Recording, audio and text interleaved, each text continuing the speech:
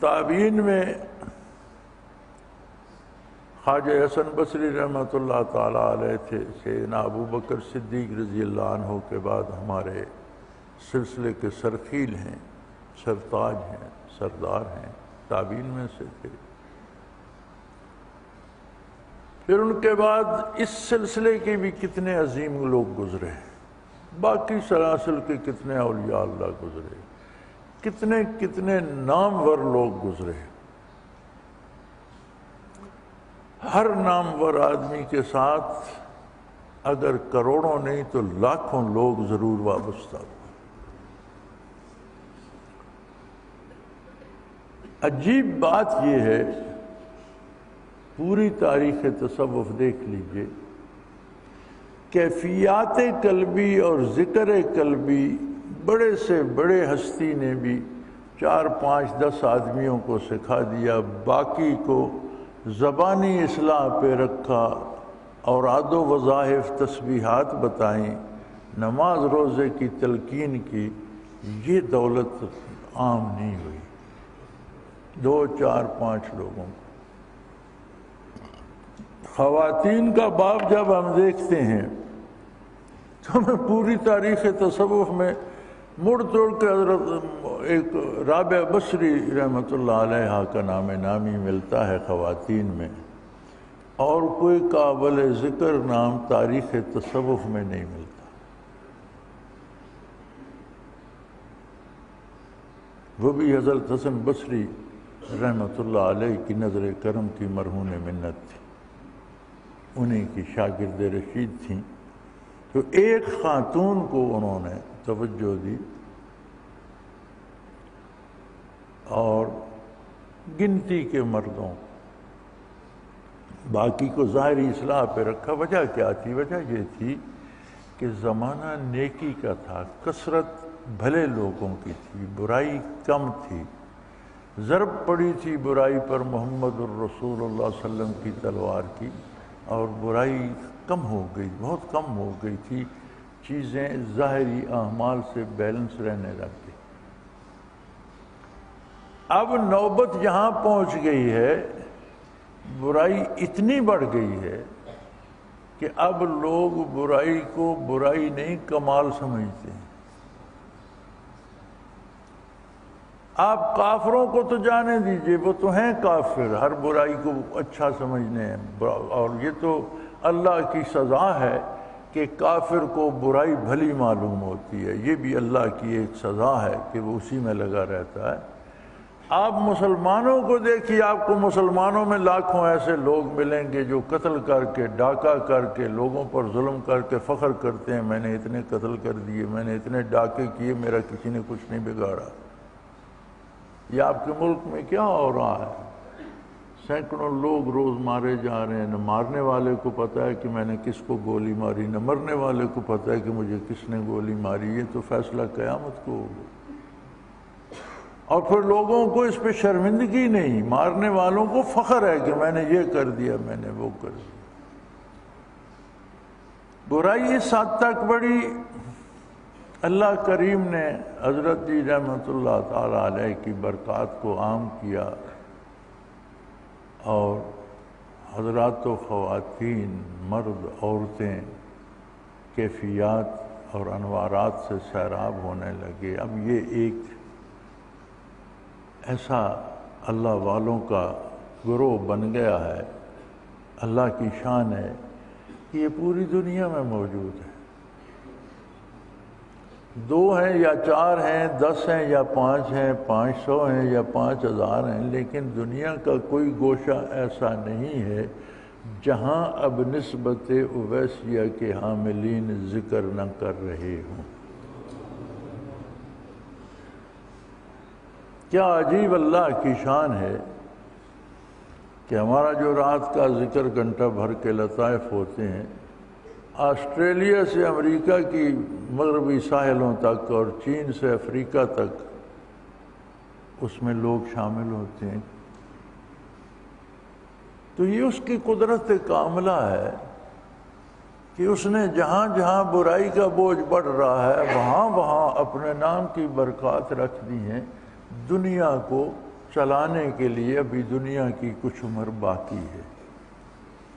جب تک دنیا نے چلنا ہے تب تک یہ نظام رہے گا. تو یہ اتنا عظیم کام ہے کہ یہ کائنات کی بقا کا معاملہ ہے. اب اور اس بقا کا سبب اللہ نے آپ کو چن لیا ہے تو آپ ساری زندگی سجدے میں بھی پڑے رہیں تو شکر ادا نہیں ہوتا، کیونکہ یہ تو اس کا انتخاب ہے. جس کو چاہا توفیق دے دی. دنیا میں مجھ سے آپ سے زیادہ پڑھے لکھے لوگ بھی ہوں گے، مجھ سے آپ سے زیادہ خوبصورت لوگ بھی ہوں گے، مجھ سے اور آپ سے زیادہ امیر لوگ بھی ہوں گے، آپ سے اور مجھ سے زیادہ بااثر لوگ بھی ہوں گے. تو ان سب میں اس نے جن جن لوگوں کو ان کیفیات قلبی کے حصول کی توفیق عطا کر دی ہے، یہ اس کا بہت بڑا احسان ہے اور اس کا شکر ادا کرتے رہیے گا. اسلام پل بھر کی بات نہیں کہ آپ یہاں آئے، آپ نے اللہ اللہ کی، آپ بخشے گئے، آپ عرس پر گئے، آپ نے روٹی کھائی، پیسے جمع کرائے، آپ بخشے گئے، آپ دروازے سے گزر گئے، آپ جنتی ہو گئے. نہیں، اسلام زندگی کا سودا ہے. جب تک دم ہے دم ہے. حتیٰ یاتیک الیقین واعبد ربک حتیٰ یاتیک الیقین. دم واپسی تک، موت کے آنے تک اللہ کی اطاعت پہ کاربند رہنا ہے، محمد الرسول اللہ کی غلامی پہ جم کر رہنا ہے. یہ زندگی کا سودا ہے. آپ نے زندگی محمد الرسول اللہ کے قدموں پہ قربان کر دی. یہ دنیا کی چند روزہ زندگی تھی، وہاں سے آپ کو آخرت کی دائمی زندگی باغ و بہار بن کے مل گئی. تو سودا سستا ہے. دینا ہم نے کیا ہے؟ ہمارے پاس دینے کو ہے کیا؟ صرف یہی کہ جھوٹ بولنا چھوڑ دیں، حرام کھانا چھوڑ دیں. تو یہ تو ویسے ہمارے لیے ضروری ہے. ہم نے کسی پر احسان تو نہیں کیا. اپنی بقا کے لیے، جس طرح جسم کی بقا کے لیے پرہیز ضروری ہے اور جو چیزیں جسم کو راس نہیں آتی وہ چھوڑ دی جاتی ہیں، روح کی حیات کے لیے بھی گناہ سے پرہیز ضروری ہے. یہ تو ہماری مجبوری ہے، ہماری ضرورت ہے. لیکن وہ ایسا کریم ہے کہ ہم کام اپنی ضرورت کا کرتے ہیں، اور ضرورت بدن ہمارا بیمار ہوتا ہے، بتاتا تو ڈاکٹر ہے کہ تمہیں یہ چیز مناسب ہے، یہ کھاؤ یہ مت کھاؤ. وہ بدن ہمارا ہے، ہمیں خود تو کوئی نہیں پتا. روح ہماری ہے لیکن پتہ محمد الرسول اللہ صلی اللہ علیہ وسلم کو ہے، وہ بتاتے ہیں. دوسری بات میں یہ عرض کرنا چاہوں گا کہ آپ نے دیکھا ٹیلی ویژن پر، اخباروں میں، موبائل پر جو جس بندے کا شعبہ ہے اس کی تشہیر کیے جا رہا ہے. کوئی سنتا ہے نہیں سنتا، کوئی مانتا ہے نہیں مانتا، لیکن وہ کروڑوں روپے کے اشتہار دیتے ہیں ٹیلی ویژن پر، لاکھوں کے اشتہار اخباروں میں دیتے ہیں، موبائل پہ ہر وقت کچھ نہ کچھ اشتہار چل رہا ہوتا ہے. ہر بندہ اپنے شعبے کے لیے ہمہ وقت کوشش کرتا رہتا ہے. آپ کو بھی بارگاہ نبوی کا غلام بن کر اس درد کو پھیلانا ہے.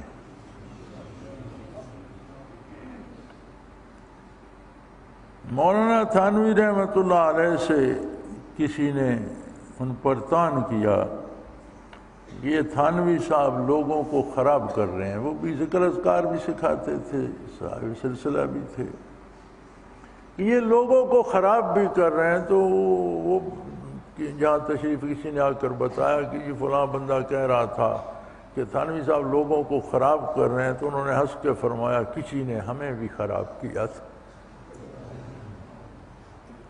جب ہمیں کسی نے خراب کیا تو ہم بھی لوگوں کو خراب کریں گے. اگر آپ کو خراب لگتا ہے تو خراب ہی صحیح، لیکن کسی نے ہمیں بھی یہ کیفیات دی تھیں، جب تک ہمارا بس چلے گا ہم بھی لوگوں کو دیں گے.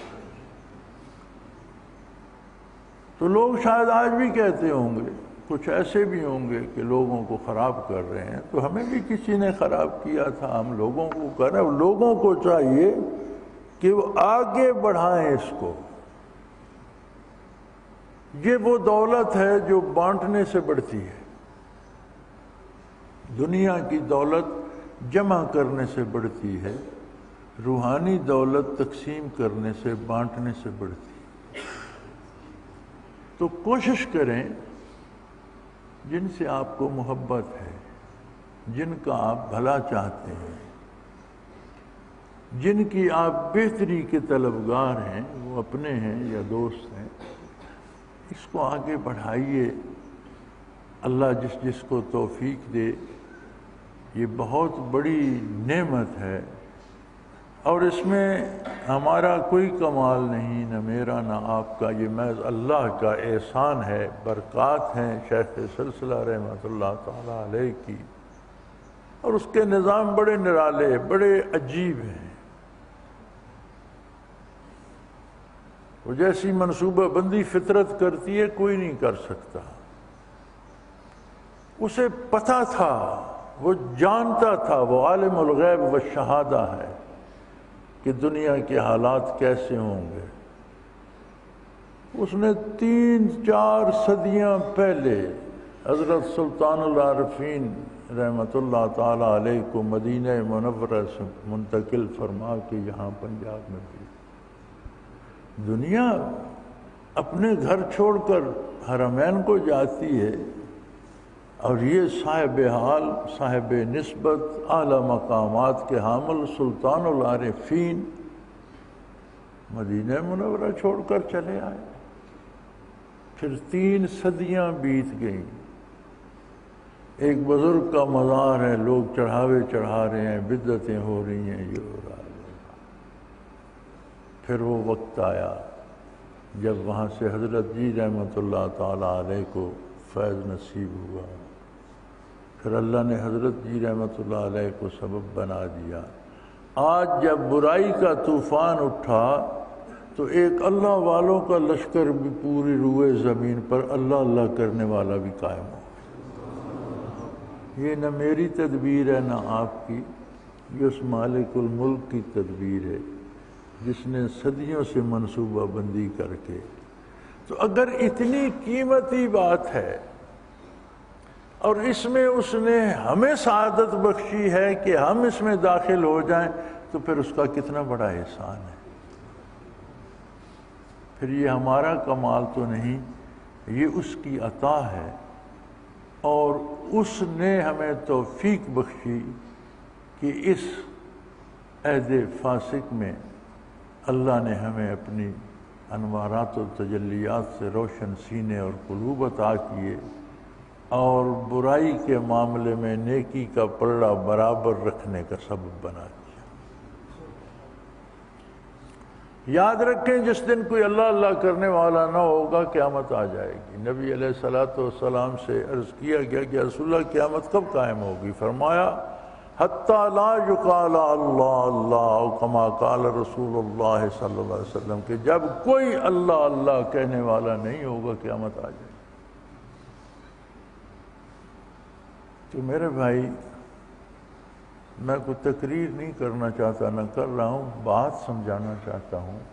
میں چاہتا ہوں کہ آپ اس کی قیمت کو جان لیں، اس کی اہمیت کو سمجھ لیں، اس کی حفاظت فرمائیں، اور اسے عام کریں اور اللہ کے بندوں تک پہنچائیں۔